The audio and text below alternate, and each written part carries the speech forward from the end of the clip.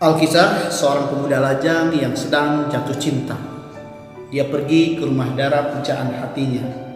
Sesampainya di depan rumah darah pujaan hatinya, diketuknya pintu. Tok tok tok, tok tok tok, tok tok tok.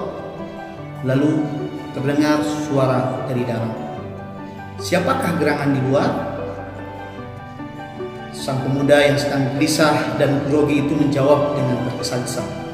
Aku, kata sang pemuda.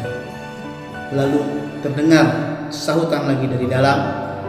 Pergilah, pergilah, karena rumah ini tidak cukup untuk kau dan aku. Sang pemuda tentunya kaget, bukan kepala. Dia merasa sedih dan frustasi. Lalu dia pun pergi meninggalkan rumah darah pujaan hatinya. Tidak hanya meninggalkan rumah darah pujaan hatinya, sang pemuda pun pergi meninggalkan kampung halamannya untuk mengubur rasa sedihnya, rasa frustasinya.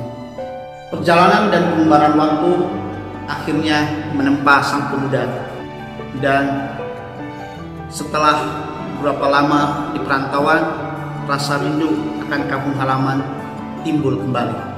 Sang pemuda pun akhirnya memutuskan untuk pulang ke kampung halamannya. Sesampainya di kampung halaman, dia teringat kembali nostalgia dia dan teringat kembali kepada darah pujaan hatinya. Lalu pergilah dia ke rumah darah pujaan hatinya. Sampainya di depan rumah darah pujaan hatinya, diketuknya pintu. Tok tok tok, tok tok tok, tok tok tok. Lalu terdengar suara dari dalam. Siapakah gerangan di luar?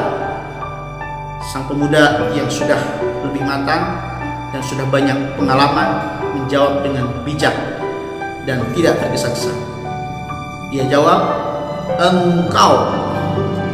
Lalu pintu pun dibuka.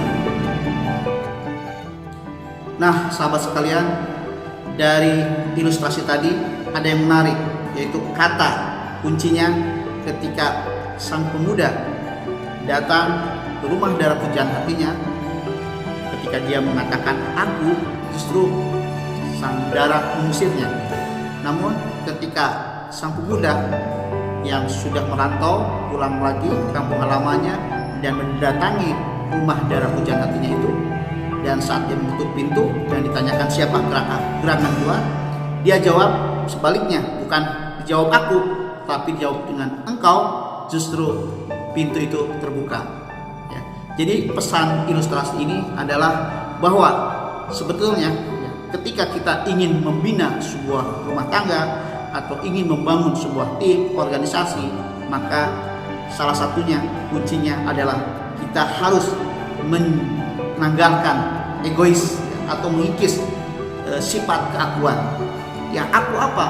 Aku merasa paling pintar, aku merasa paling hebat, aku merasa paling senior, aku merasa lulusan dari universitas yang paling bagus, yang paling hebat. Ya. Aku merasa sebagai seorang suami, aku merasa sebagai seorang kepala, ya, dan sebagainya. Karena jika sikap egois atau keakuan itu ada dalam pribadi-pribadi anggota tim, maka itu akan mengganggu kesolidan, keharmonisan sebuah tim itu sendiri atau keluarga itu sendiri. Maka untuk itu kita jadilah pribadi yang bersama-sama membangun, yang bersama-sama belajar untuk menjadikan solid sebuah tim atau keluarga dengan mengikis keakuan egois. Aku adalah engkau, engkau adalah aku. Terima kasih. Assalamualaikum warahmatullahi wabarakatuh.